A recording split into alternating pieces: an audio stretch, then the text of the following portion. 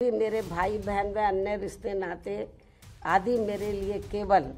बहुजन समाज का ही एक अंग है। इसके अलावा पार्टी व मूवमेंट के हित में बहुजन समाज के जो भी लोग अपनी पूरी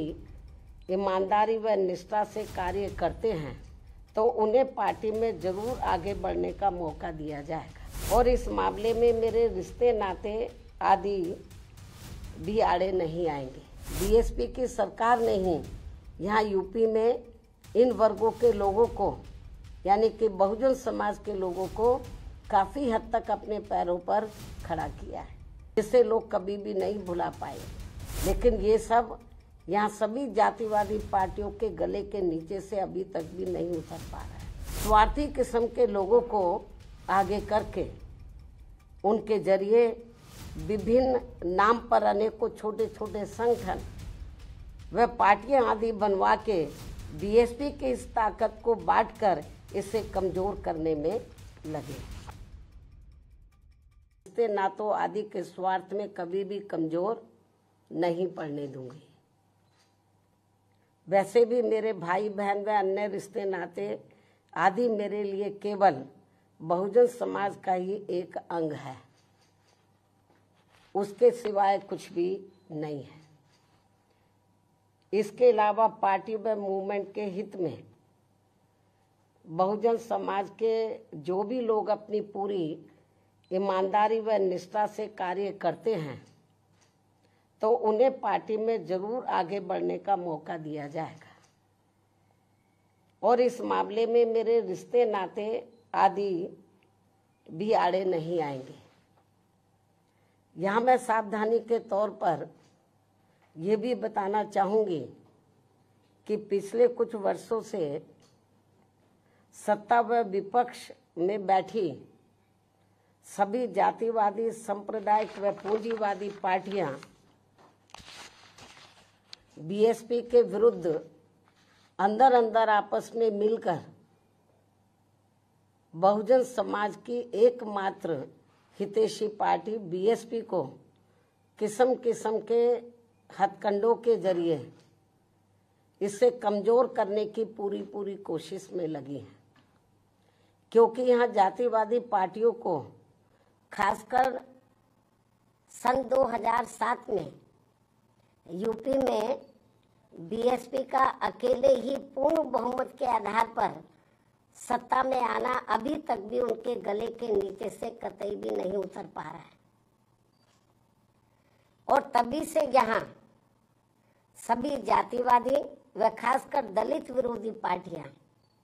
किस्म किस्म के हथकंडे इस्तेमाल करके बीएसपी को कमजोर व खत्म करने में लगी है। इसी प्रकार बाबा साहब डॉक्टर भीमराव अंबेडकर के जीते जी भी इन्हीं जातिवादी पार्टियों ने इनके कारवां को किस्म किस्म के हथकंडे इस्तेमाल करके उसे कमजोर व खत्म करने का पूरा प्रयास किया था, जिसे बाबा साहब ने व बाद में मान्यवर श्री कांशीराम जी ने भी इनके मंसूबों को पूरा नहीं होने दिया है और अब मैं भी अपने बहुजन समाज के बलबूते पर इनके इस मंसूबे को किसी भी कीमत पर पूरा नहीं होने दूंगी। ये मेरा पार्टी के लोगों को वायदा है, जिसके लिए मुझे अपने बहुजन समाज का हर स्तर पर साथ मिलना भी बहुत ज़रूरी है और अच्छी बात यह है कि बहुजन समाज पूरे तन मन धन के साथ अब मेरे साथ खड़ा है, अभी भी खड़ा है। इतना ही नहीं बल्कि दलित व अन्य उपेक्षित वर्गों के लोगों को ये मालूम है कि ये लोग यूपी में बीएसपी की पूर्ण बहुमत की सरकार बनने से पहले यहाँ जातिवादी उच्च वर्गों के लोगों के सामने यानी कि जो बहुजन समाज के लोग हैं, खास तौर से दलित वर्ग के लोग यहाँ जातिवादी उच्च वर्गों के लोगों के सामने ना तो चारपाई पर बैठ सकते थे और ना ही उनकी बराबर की कुर्सी पर भी बैठने की हिम्मत जुटा सकते थे। लेकिन सन 2007 में बीएसपी की अकेले पूर्ण बहुमत की सरकार बनने के बाद से ये सब अब काफी कुछ बदल गया है। अब ये लोग उनके बराबर में चारपाई व कुर्सी आदि पर भी पूरे सम्मान के साथ बैठ सकते हैं। ये जो बहुजन समाज के लोग हैं, यही है वास्तव में यहाँ सही सामाजिक परिवर्तन। यही है वास्तव में यहाँ सही सामाजिक परिवर्तन, जिसे मेरे नेतृत्व में बनी बीएसपी की सरकार ने लाया है। लोग सामाजिक परिवर्तन की बहुत बात करते हैं, लेकिन उसको धरातल पे कभी उतारते नहीं हैं। लेकिन मेरे नेतृत्व में सन 2007 में जब अकेले पूर्ण बहुमत की सरकार बनी, तो इसे मैंने धरातल पे उतारा है, जिससे यहाँ यूपी में हमारे संतों, गुरुओं व महापुरुषों का काफी हद तक सपना साकार हुआ है, जिसकी वास्तव में पूरी देन मान्यवर श्री कांशीराम जी की है। और ये सब यहाँ समाज में परिवर्तन लाने के मामले में इतिहास के पन्नों में जरूर लिखा जाएगा। इसके साथ ही बीएसपी की सरकार ने ही यहाँ यूपी में इन वर्गों के लोगों को, यानी कि बहुजन समाज के लोगों को काफी हद तक अपने पैरों पर खड़ा किया है। अपने संतों, गुरुओं व महापुरुषों को भी विभिन्न स्तर पर पूरा आदर सम्मान दिया गया है, जिसे लोग कभी भी नहीं भुला पाएंगे। लेकिन ये सब यहाँ सभी जातिवादी पार्टियों के गले के नीचे से अभी तक भी नहीं उतर पा रहा है। इसलिए अब वे इन वर्गों में से स्वार्थी किस्म के लोगों को आगे करके उनके जरिए विभिन्न नाम पर अनेकों छोटे छोटे संगठन व पार्टियां आदि बनवा के बीएसपी की इस ताकत को बांटकर इसे कमजोर करने में लगे, जिनसे बहुजन समाज के लोग जरूर सचेत रहे। यही समय की मांग है और यही पार्टी व मूवमेंट के हित में इनका सही कदम भी होगा, यदि हमारे लोग सचेत रहते हैं। इसके अलावा यहाँ मैं ये भी कहना चाहूंगी कि देश के प्रधानमंत्री बीच बीच में अपनी खुद की गरीबी का तो जरूर उल्लेख करते रहते हैं, लेकिन इन्होंने दलित व अन्य उपेक्षित वर्गों के लोगों की तरह यहाँ कभी भी कोई जातीय भेदभाव नहीं झेला है,